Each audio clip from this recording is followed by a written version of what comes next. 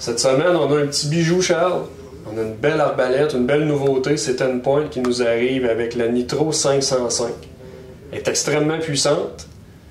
J'aimerais ça que tu m'en parles un petit peu. Tu me parles des caractéristiques de cette arbalète-là parce que c'est saisissant. Oui. La Nitro est vraiment intéressante. Elle roule 500 pieds secondes, comme son nom l'indique, Nitro 505. Elle génère beaucoup de force aussi. Quand vient le temps d'avoir une force d'impact, on l'a vu sur la cible plus tôt. Oui. Vraiment, il y a vraiment une grosse force en termes d'énergie. Oui. Ça peut être très efficace pour la chasse, surtout au gibier comme l'orignal, le chevreuil aussi. Oui. Puis ça, la force de cette arbalète-là, Charles, elle découle de quoi? Il doit y avoir des composantes, des caractéristiques qui fait que l'arbalète, elle va pousser la flèche vraiment de façon foudroyante, là, parce que quand ça cognait au champ de tir tantôt, là, c'était surprenant. Qu'est-ce qui va générer l'énergie? C'est vraiment les poulies qui ont une rotation de 400 degrés, puis les branches. L'angle des branches sont plus par en avant que les arbalètes conventionnelles. Ça, qu'est-ce que ça permet? C'est que ça permet vraiment d'aller chercher une longue course à la corde.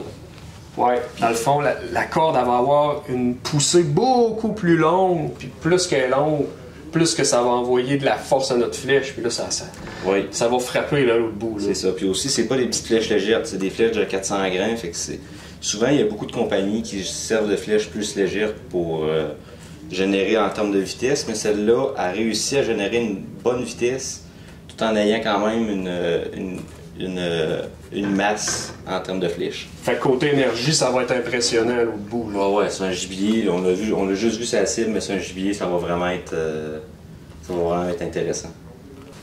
La Nitro 505, Charles, c'est une arbalète qui a des composantes, des caractéristiques impressionnantes, puis le télescope aussi fait partie de l'ensemble. Oui. Le télescope, il y a vraiment une lentille qui est super claire, je veux dire, par rapport à d'autres optiques d'arbalète. La qualité de la lentille, ils ont vraiment mis le paquet, sa qualité. Oui, c'est ça. C'est vraiment une lentille qui est super claire. Je veux dire, ça prend ça parce que c'est un télescope qui est fait. L'arme est faite pour tirer jusqu'à 100 mètres. Fait que ça prend une optique, contrairement à la compétition, que des fois c'est plus flou, si les télescopes sont plus fragiles. Lui, c'est vraiment un télescope qui va ressembler beaucoup avec la qualité d'un télescope de carabine. OK. Le télescope est gradué. Dans le fond, la vitesse est ajustable en termes de pieds secondes. OK. Si on exclut le fait que ça soit une arbalète qui s'aille à 500 pieds secondes, si on aurait une arbalète à 400, 450, le télescope serait tout de même ajustable par rapport à la vitesse de l'arbalète. Ça, qu'est-ce que ça permet? C'est que ça permet d'avoir un réticule qui est gradué de 20 mètres jusqu'à 100 mètres, toutes les dizaines de mètres inclus. Un coup que c'est ajusté à 100 mètres. 100 mètres, peu importe le 100 mètres ou 20 mètres, dans le fond, on va l'avoir ajusté à une distance, puis toutes nos autres distances vont arriver correctement. C'est ça? La dernière distance, c'est vraiment 100 mètres, mais ça part à 20 mètres, 30 mètres, 40 mètres. Fait qu'on n'a plus besoin d'ajuster nos distances comme les arbalètes conventionnelles qu'il faut estimer, ok, à cette distance-là, on va tirer à telle distance. Là, c'est vraiment inclus dans le télescope. Oui, parce que moi, j'ai une vieille arbalète qui n'a pas ça, là, puis des fois, j'arrive à 52 mètres, mettons, là, ça arrive à la troisième croix, là, ça n'arrivera pas. C'est vraiment ta croix est à 20, 30, 40, fait que tout va être égal, on n'aura pas besoin de se poser des questions. Là. Exactement. Fait que Charles, la Nitro 505 est très puissante, mais bonne nouvelle, c'est qu'elle est facile à armer. On a un bon système d'armement et de désarmement. Oui. Tout est inclus, je veux dire, dans la classe d'arbalète. Que ce soit la poignée pour l'armer puis pour la désarmer, elle est juste attachée ici dans l'arbalète. Fait que tu n'as pas besoin de te traîner une autre poignée à ceinture ou quoi que ce soit.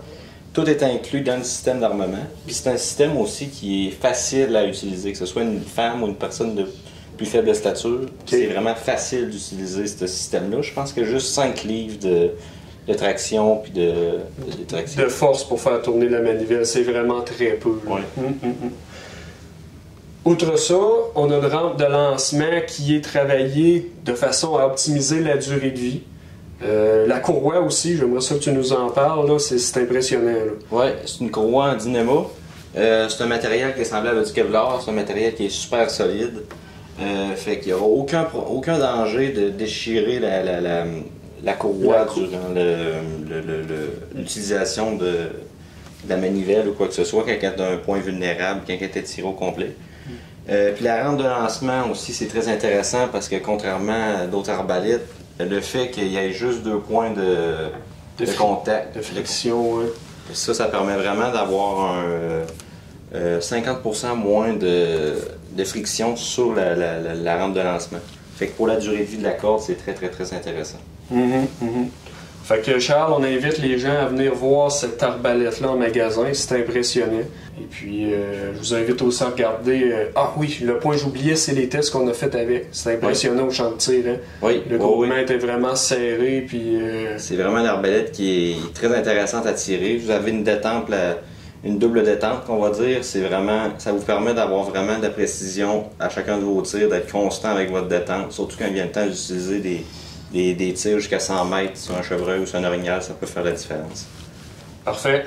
Sur ce, Charles, merci.